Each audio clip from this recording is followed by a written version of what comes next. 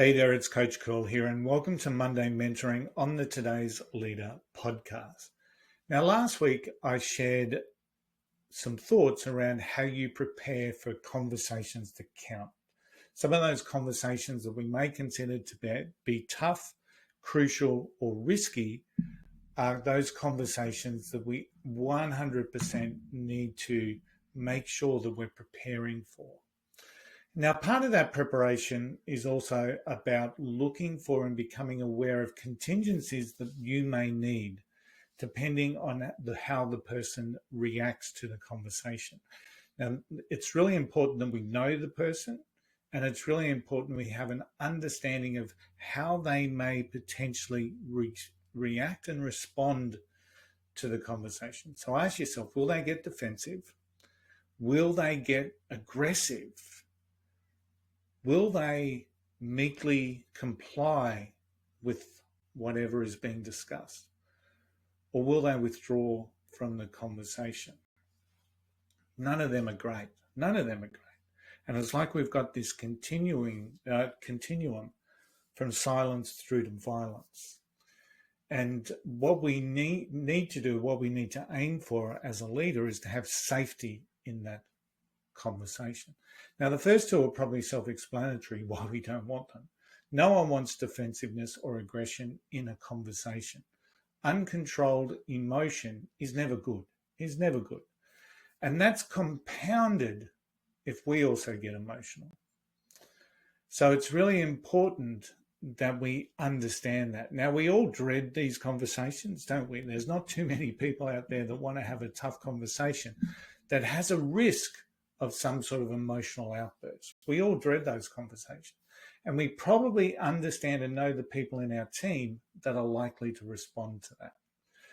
Now, there's a multitude of reasons why people may react like that, and we will cover that in an upcoming episode of Monday Mentoring through the early part of this particular year.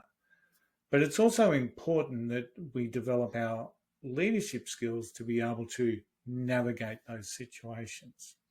Now, while the first two are self-explanatory, the other two may have some mixed messaging. Some people may like that because you're giving the appearance that the conversation has occurred and that you've got commitment and that you've, inverted commas, won. You've got the outcome that you're wanting. The reality, however, is that once again, people withdraw or meekly comply to a conversation for a multitude of reasons. It doesn't mean you've got their commitment, and it doesn't mean that they've become accountable for the actions that you want. So once again, this is obviously something that will happen in conversations. And as a leader, once again, it's your job to bring this conversation back to safety. It is so important. And the reality is that it's always difficult to do any of these scenarios, whether it's the silence or whether it's the violence aspects of a conversation. To be able to bring that back to safety is critical. And the foundation, I'm going to give you one tip today. This is the foundation of being able to bring it back to safety. Ask yourself, as part of your preparation for the conversation, what is the outcome that you want? What is the outcome that you want from the conversation? What is the desired result? And then how do you share that outcome and get commitment on that outcome at the beginning of the conversation? So understanding what the outcome is, and then understanding the steps that you take to create that as a shared outcome in the conversation. It's vital. It's the key. So the creation of a shared outcome is absolutely critical for success if any of those scenarios have occurred. Withdrawal, aggression, defensiveness. You need to be able to bring the conversation back to safety. And we do that by once again reiterating and emphasizing what the shared outcome from the conversation is.